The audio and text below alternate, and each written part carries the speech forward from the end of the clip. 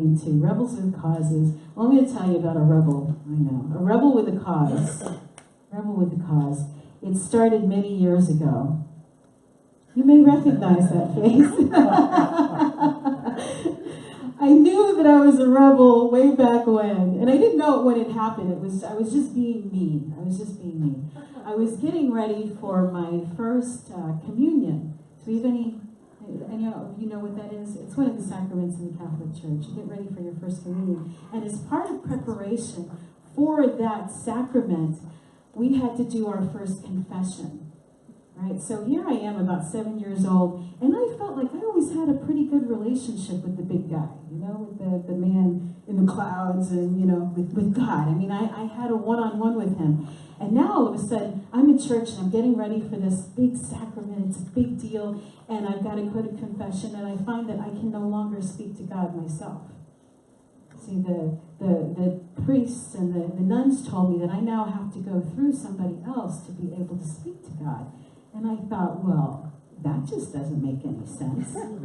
Here I am, I'm in second grade, first or second grade, and I'm like, this isn't right. What are you talking about? I can't talk to God myself. So I'm all revved up. I'm going to go to my teacher and the principal, and I'm getting all these other little second grade buddies together and trying to get them to all go to the principal and say, no, this isn't right. We should all be able to speak to God ourselves. Well, no one else was as interested in it as I was, so I went ahead and I did what I needed to do. But that was one of the early experiences in my life that told me, you're just a little bit different.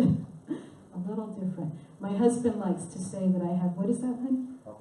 Oppositional defiance disorder. Which I disagree. I highly disagree. But I will own up to having a little bit of authority issues. Okay? I grew up in a home with a very, very authoritative parent. It's Latin culture, and dad is king, and he's the boss, and so what he said goes. And so anytime anything smacks of that authoritarian kind of thing, I run the other way. Right? Don't tell me what I have to do. Give me some options.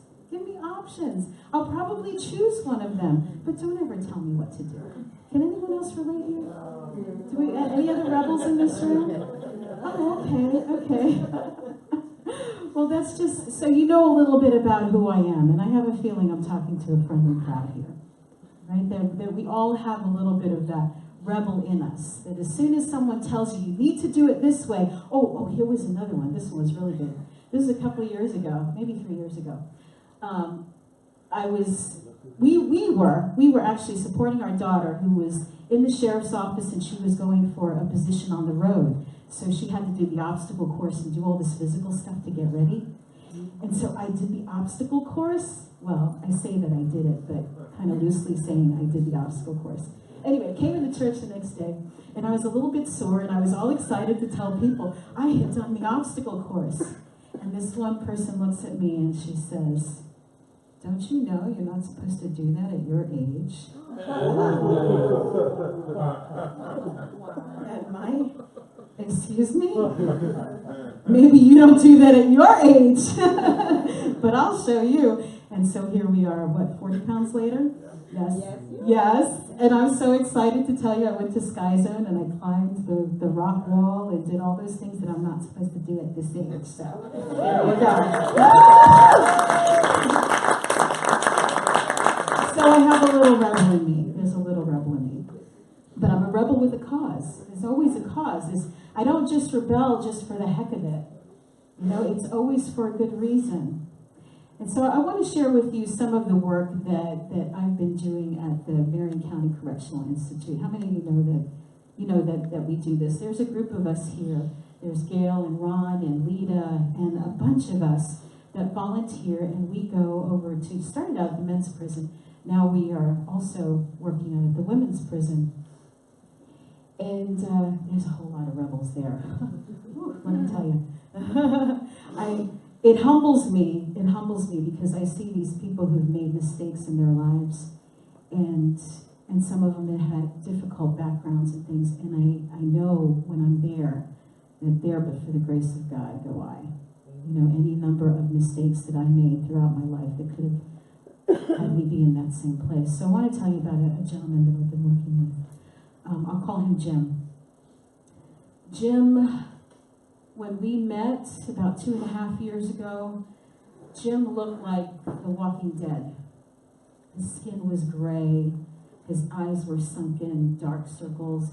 He was very thin. He just oozed pain. Someone, when you meet them, you know that they're hurting, they're going through something, and this guy had a lot of pain. And so we started out with the Toastmasters group, and then every other week I go by myself and I do a session with them, and I have anywhere from 12 to, from maybe 6, we'll say 6 to 18. I never know who's going to show up for any given Thursday that I go there. But I take the talks that I do on Sunday morning, and I share them with the men, and we basically just have a rap session. So Jim has been coming for 2.5 years. And his story, here's the story of Jim. He lived very well. He was an engineer, made the big bucks. He was driving the nice car, had a Mercedes, he had the nice house, the wife, had a 7-year-old kid. He was living his dream. And he was the guy that the supervisors went to. He was the get-it-done person, right? He was like the hatchet guy. He's the project manager. You need something done, you give it to Jim. He makes sure it gets done. And he doesn't care what the repercussions are of that, as long as the job gets done. Right? If somebody gets fired or if somebody's not happy, so be it. But the bosses liked him because he got the job done. What they would joke about, though, was that there were always dead bodies left behind after Jim got through with them. And that was okay by him. He didn't have a whole lot of compassion for anybody. Well, one day, Jim gets into an argument with his wife. He's had a couple of drinks, and he gets out in his car to go to his friend's house. Only this time, there is an actual dead body. Right? He hit somebody, he killed a 19-year-old man. And his life changed, right, in that instant. Completely, utterly changed. Right? The house, the wife, the kid he's never going to see grow up.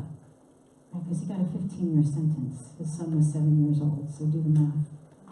He's not going to get to be there for the birthdays and the Christmases and to teach his son how to fish and do all of those wonderful things. And on top of that, he took somebody else's life. So Jim was understandably in a bad way. How many people could relate to that? Right? Imagine your whole existence, everything, changing. And it didn't matter how much I talked about forgiveness, it didn't seem to sink into this man because he didn't believe he deserved to live himself. With every moment, he was willing himself to die, only trying to stick around long enough to at least have some kind of influence on his kid, and he just was very conflicted. So as I've been working with him over the past 2 years, I'm starting to see a little more light in him, right?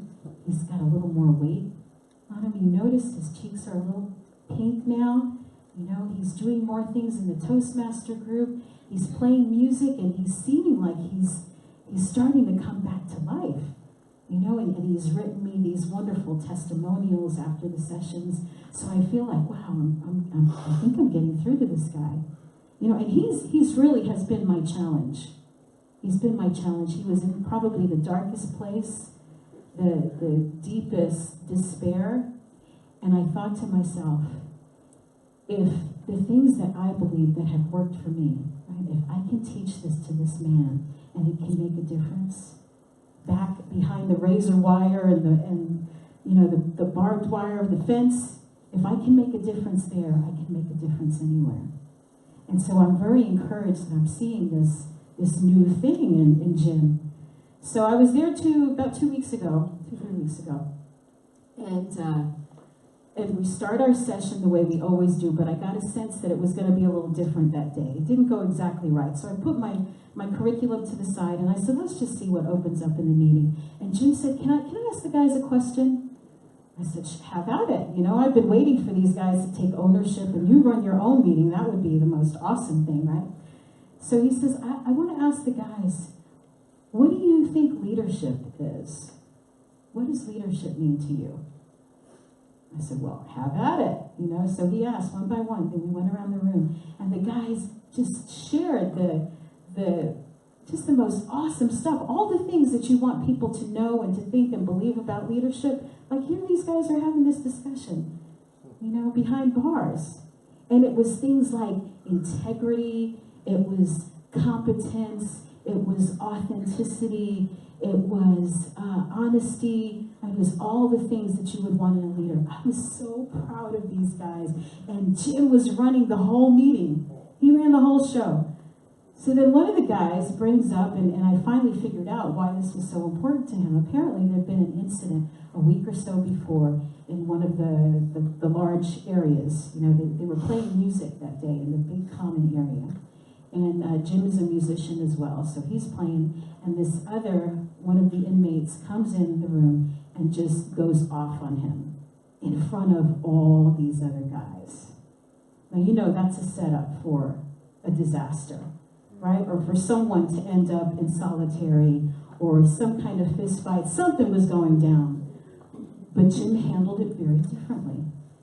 And the guys were in awe of how cool he was when this person came at him. So he was curious, what did they think was a leader? Did he handle it well? They were curious about what was going through his mind, and I'm just watching like, wow, this is so cool. So what was going through your mind, Jim, when this guy came at you with all of this venom and all this anger? And he said, you know, I looked at him, and all I could see was his pain. Right? All I could feel was that hurt inside of him. You know, and I'd seen him do this to other people. I knew it was just going to be a matter of time before he came at me, and I wanted to handle it differently. So I saw him, and I could feel his pain. Now here, this is a man who couldn't feel anybody's pain. Wouldn't feel his own pain, and he's saying, I can see the hurt in this person. And not only did he see it and feel it, he actually said these words, I wanted to embrace him.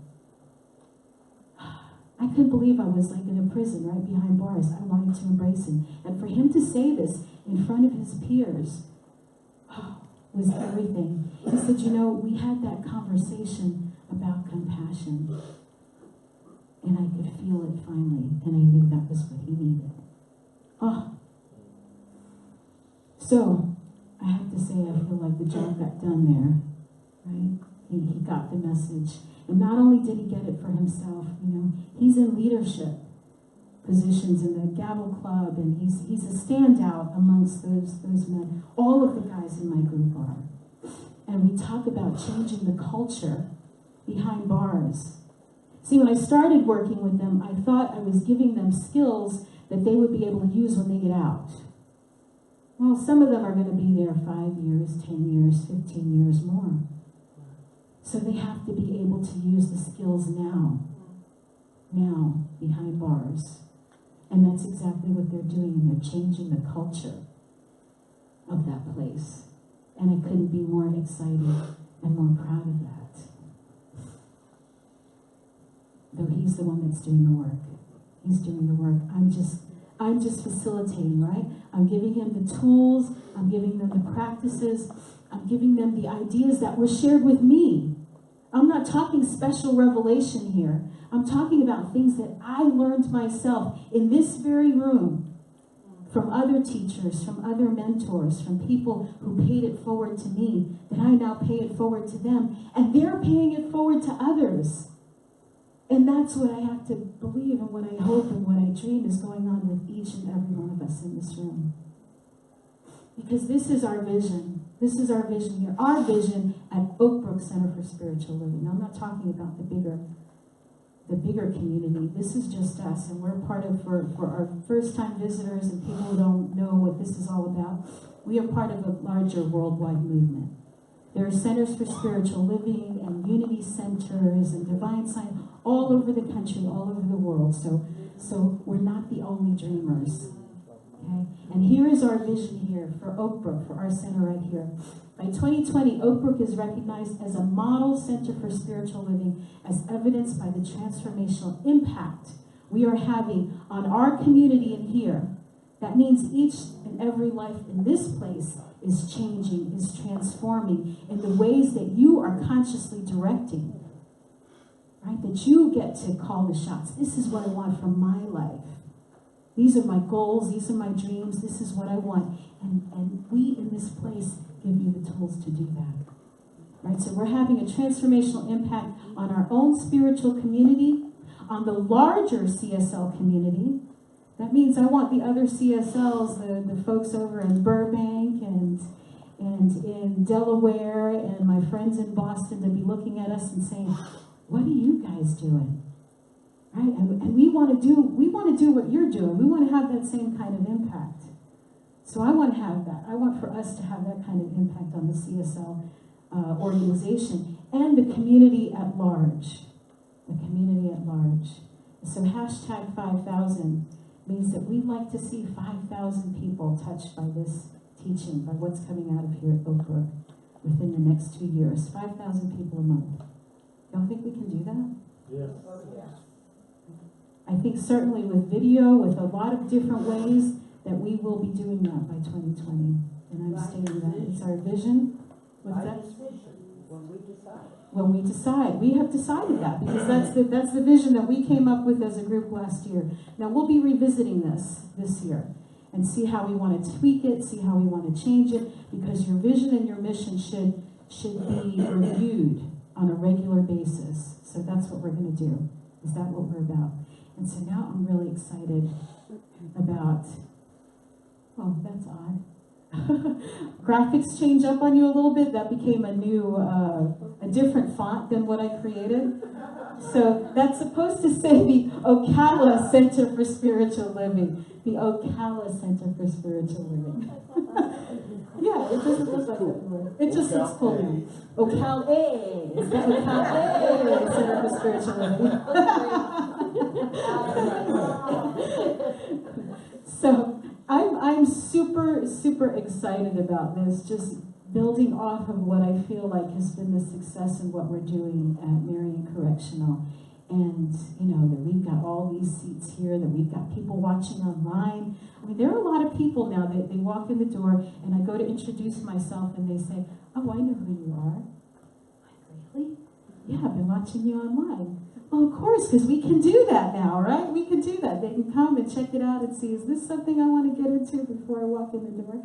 So that's what's happening. So, our next incarnation, instead of being the Oak Brook Center for Spiritual Living, we're going to be the Ocala Center for Spiritual Living. And I see two really big components that are going to be a part of this change. One of them is the idea of a center, a re-entry center for people in transition. Coming out of prison, trying to reintegrate into society, we're finding that is a major hurdle for many of these people who are trying to just start again, to use some of the things that they've been learning, and again, to pay it forward, to do better for others. So what we are proposing, and this is members of the board, and I've spoken to lots of people individually, I'm rolling it out without having all of the pieces in place, so just know that. This is in very beginning, early planning stages. I'm just super excited and had to share it and want to keep that energy and momentum going because we want to have this by 2020. A center for women in transition. And I say women because that's the bigger need in our county. There is already a center for men. It's not far from here. When men come out of prison and they're getting ready to, with the skills and just kind of learning how to use an iPhone and learning what Facebook is and all of these things that we've been using now for 10 years that people may not know about. You know, they've been kind of cloistered back there behind those bars. So a center for women in transition. And I have been thinking about this. We've all been thinking about this for 2 years. And the idea finally came to repurpose this space for that center, for that transition center. I'm seeing faces like, what do you mean, what? Like, yes, right here, where we are, this space to have it be the transition center. It's already a house, right? It's got bathrooms, it's got the kitchen, it's got bedrooms, it's got a common living area. We've got 2 acres of space out there that we could put gardens and use and different therapies that people can use as they're healing, as they're trying to reintegrate into society. So that is part 1, is to have this place be our transition, our Center for Women in Transition. I don't know what we call it. Maybe it continues to be called Oak Brook. I don't know, but this is, for right now, this is the idea. The next piece of that is that we then move this sanctuary where we are meeting as a group, and we move it someplace a little bit more on a main drag, perhaps. Someplace where we're more easily found, more easily accessible, where there's more parking. And it would be part of a larger wellness center. I actually was floating this idea around for use here. That we've got all these rooms in the back here that are not used during the week. They're basically sitting there empty. Well, why not have a room be used for a Reiki master? Have a counselor, right? Marriage and family counselor in another one of those rooms. Have maybe a chiropractor, or who knows, but we are called Centers for Spiritual Living. And living encompasses a whole lot of things, right? It's our relationships, it's our finances, it's our health, it's our spiritual life, it's all of those things. So what if we had a person or a business that was designated to handle every one of those areas of life? Someone who's an expert on parenting and does parenting classes underneath that spiritual umbrella. Someone else who offers marriage and family counseling. Someone who is a health coach. And we have some of these very people right here in this room already. Right? We have people that are Reiki masters. We have people that are teaching meditation. We have counselors. Right? We have financial planners. All of these people that could be involved in the wellness center aspect of the Ocala Center for Spiritual Living. And it's a way to bring all of these kind of pieces from the outside in. Right? Instead of growing from this small church community waiting for these different people to come in that might have a talent, that might have an interest in sharing it, is we actually become open to the larger community, to people who are already into yoga and Reiki and all those kinds of things, and let them know, hey, we exist. You guys have been watching Wayne Dyer on PBS for all these years and reading Deepak Chopra and all of these different things. Guess what? We're all the same tribe. We're all the same tribe. We are all looking for the same thing. And really in a much, much bigger way than you are all even aware. See, this month we've been talking about our values. Every month for the past year, we have been talking about a different value of the larger organization, Centers for Spiritual Living. And the value for this month is integrity. So last week, I talked a lot about values and knowing what your values are. Because for me, that's everything. Right? To know what your values are, that determines your compass, that determines your direction, that determines your success even. And integrity is measuring yourself up against your own values. It's when what you think, what you say, and what you do all line up. So I found some really fun stuff here in this discussion of values. How many of you have heard this term? Lifestyles of health and sustainability. Anybody heard that? Or cultural creatives. Has anyone heard that term before? The same one who heard the other. Okay, let me tell you, this is so exciting. Okay, so the cultural creatives is actually a demographic group that was small, has been growing over the past years, and I'm willing to bet that 95% of this room falls into this category of cultural creatives and you don't even know it. So here's what I'll say. First, a little background on what this whole demographic thing is. There are people who have been called traditionalists, there are modernists, and then there are the cultural creatives. Have you heard traditionalists and modernists? You all know that. Okay, so in 2001, this author, researcher named Paul Ray, and his partner Sherry Anderson, they were two researchers, what do you call them, demographers? Demographers, that works for me. Okay, so they noticed that an unusual thing was happening in our country. Typically, there were two main demographic groups. You've got your Republicans and your Democrats, your right wing, your left wing, your conservatives and your liberals. Now they're seeing that there was a third group on the horizon. Their research resulted in a book that they wrote called The Cultural Creatives, How 50 Million People Are Changing the World. In 2001, the cultural creatives were 50 million strong, but pretty invisible to the masses. But interestingly, this is the fastest growing demographic group as compared with the traditionalists and the modernists. So here's your traditionalists. These are the people who tend to be very conservative, old-fashioned. They believe in the good old days when life was orderly and everyone knew their place. Okay, we know that demographic? Okay, how many of you belong to that one? Don't raise your hand. Never mind. Okay, then there's another group of people, the other great big group, and those are the modernists. The modernists. Now, they could be conservative or liberal, but their belief, what ties them together, is the belief that money is the most important thing. Right? Money is the most important factor, and with the right amount of money, any problem can be solved. In fact, money is everything. Right? Do we know that that's another group of people? Absolutely. So here's the third one. Here's the cultural creatives. They tend to be more liberal and more inclusive.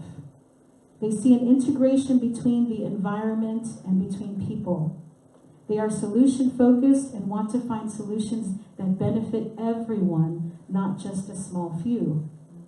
They supported all of the civil rights movements, the women's movement, the LGBT movement, and many of the huge social shifts that have occurred in the past 15 years. Cultural creatives, and I'm quoting this, are people who are deeply spiritual without being dogmatically religious. They enjoy technology and economic prosperity, but not at the cost of community or the environment. Can I get an amen yet? They see the world holistically and are deeply connected to non-ideological politics that emphasize practical solutions. Thus, they represent a dramatic departure from the traditional value system of religious fundamentalists and the modernist worldview of much of the scientific and business community. Not since the Enlightenment, when the modernist worldview began to emerge, has there been such a profound realignment in fundamental human values. Cultural creatives are the emerging wisdom culture.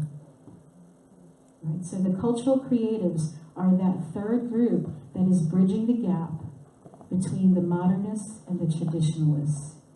And we know the traditionalist numbers are dwindling, just because they tend to be older, for one. They believe in that law and order tradition. This is how things have always been and how they will always be. That's not happening anymore. It's estimated that by 2020, the cultural creatives could be over half of the American population, and the numbers are growing significantly. They're already about that in Europe right now. There are literally hundreds of millions of cultural creatives across the board. Yet, what's interesting is that most of them feel alone. They don't recognize themselves as part of this larger group, so they feel isolated. There's a reason for this. One is that it's such a new phenomenon. Right? We're used to that dualism. To have a third group in here is just really, again, we don't even recognize it. We don't know that it's happening because we are in the midst of the shift right now. The political, religious, economic, media establishments, they're all caught up in either one or the other, and so they don't recognize our existence. And I'm putting myself in that category. Here's some of the things. As a group, the cultural creatives, like what our values are. Authenticity and integrity, how about that right at the top? That our actions must be consistent with words and beliefs. right? Cultural creators want to know that you're real. They want to know you're authentic. They want to do like the people who've been coming in here and check me out first, right? And I encourage that. I applaud that. I want people to do that. Check it all out thoroughly. Check it out, because then when you decide to invest in that, you know, your time, your talent, your treasure, you will be more invested, right? Because you will know that it aligns with you and who you are. So authenticity and integrity. Connection. We see the world as interwoven and interrelated. That's one of our top values, right? We see the world as one. We are all part of it. We all will sink together or we will swim together. Social justice and activism. These are folks who want to make a difference. They're not looking at the world and saying, too bad, it's gone to hell in a handbasket. You know, I might as well throw my hands up. Right? No, we are the people who are saying, you know, we can make a difference. I want to make a difference. You know, I don't know how much time I have here. None of us knows how much time we have here. But in the time that I have, I want to make the biggest difference that I can make. And I want to enjoy it. And it is fun for me. It is fun for me. Sustainability and stewardship. It's about living green and taking care of the environment. Right? And I love this quote I heard this week. We don't inherit the earth from our ancestors. We borrow it from our children. Right? We borrow it from our children. So we are here, I believe, and I have to guess that you all believe the same way, right? Birds of a feather. That we're here to leave things better than we found it. Right? You don't want to be the one who walks in the room and drags everybody down. Right? You all have heard me say this. I love it. Everyone can bring joy into a room. Some when they enter, some when they leave. You want to be the person that lifts the space. I want to be the person who lifts the space. Let me put it that way. And I see a lot of sparkly people in this room. A lot of great energy, a lot of enthusiasm. I know you are the ones that are lighting up this space when you walk in. So sustainability and stewardship. We're here to leave things better. We are here to be people of increase. Typically, as a group, the cultural creatives are all about, and I put it in quotation marks, because that's what they did, women's issues. Now, they're women's issues because that's what politicians have designated, and that's what the media has designated these things as women's issues, but they're really human issues. We're talking about the plight of women and children, both in our country and around the world. We're talking the Me Too movement. The Me Too movement is a huge piece of this. Those are the cultural creators right there, anybody who's been involved in that. In healthcare, again, that is something that affects all of us. It's not just women, but it has been called a woman's issue. It seems like women tend to be more concerned about the relationship aspect of life and health. Education, right? Relationships, community. These are the values of this group that is called the Cultural Creatives, or Lifestyles of Health and Sustainability. It's growing, and we are on the cusp. We are right there leading this whole thing, you know. And then altruism, self-actualization and spirituality. Right? How long did we spend on self-actualization in Maslow? Right? You all are the experts on that right now. This idea of being all that you can be. And not just that, but transcendence, right? Coming from that transcendent place where you realize that you're here for greater purpose. That it's not just about you. It's not just about making the money. It's not just about the certificates on your wall. It's about those times that you connect with your larger purpose, that those times when you connect with other people, those times when you feel and you know that you are part of something bigger than yourself. Transcendence, altruism, self-actualization, spirituality. That's what we're about. And so I'm proposing this as our mission now for the next year. And we can tweak this. that our mission as the Ocala Center for Spiritual Living is to empower people to awaken to that presence that lies within and all around us, and to live continuously from that knowing, from that awareness. We're here to inspire transcendence through spiritual practice and sacred service, whatever that is for you. We're here to facilitate the healing of mind, body, and relationships, to restore wholeness. It's not something that you become, it's something that we uncover, that we are already whole, perfect, and complete, just as we are. We just don't know it. And we're here to remind people of that. And we're here to nurture spiritual growth by providing sanctuary, practices, tools, and principles that empower people to identify their own talents and gifts and how they might use those in the service of others. And this is what I believe that we are all about. This is our mission. This is who we are. I agree. You agree? I agree. All right, so I'm calling out to you, Gail, and all you other rebels out here with causes, because I know that you all have your thing. Your thing may not be the prison. We're just starting with that because it happens to be what I have moved into. You know, there are some people that look and go, why can't you be about abused kids or veterans? There's so many causes. Why? Why would you care about people in prison? Why? Because no, there are very few people here. That's why. And because those people have kids. And because those kids are growing up at a disadvantage because their parents have been in prison. And so many other reasons. So many things. But it happens to be my thing. So maybe yours is something else. Bring it. Bring it. We want to empower you with the tools and the understanding that you need to make the difference that you want to make in this world. You know, and that we come together as a group and we plug into one another's energy and we support one another and we teach and we learn and we go out in the world and we do our thing. And then we come back in here and we plug in and we teach and we learn and we share and we get energized and we go out in the world and we do it again and then we come back in here again on Sunday and this is what we do. And this is part of our spiritual community and our growth and our giving back and why we're here. So, calling on all of you rebels with causes. This is from the introduction of The Science of Mind, of the book that we use here, that kind of guides our path. How can we deal with a world changing at so rapid a pace that we're caught between the dangers that threaten us and the opportunities that beckon us? For the first time in human history, we are required to extend ourselves into radically new ways of being. Does that sound like a call for a rebel?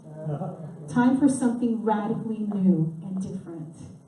The tasks that are now ours, the tasks of virtual creation, compel the revolution in consciousness that tells us that we are part of this great unfolding of spirit in the flesh. We're being compelled. Your own consciousness, your own growth is compelling you. It is calling you to do something greater. This is the time for us to step in and to show the world this belief that is as ancient as days, right? This new thought, ancient tradition, that we are all one. That we are all one. And that thought is what creates our experience of reality. There are no victims. There are no victims. But it's time for us to step up and create things as we want them to be. Not out of fear, but out of faith and out of knowing. Because these are the times, and we are the people. Right here, right now, in this room, listening, whether you're listening on the radio or you're watching on Facebook, this is the time, these are the times, and we are the people. Be a rebel with a cause.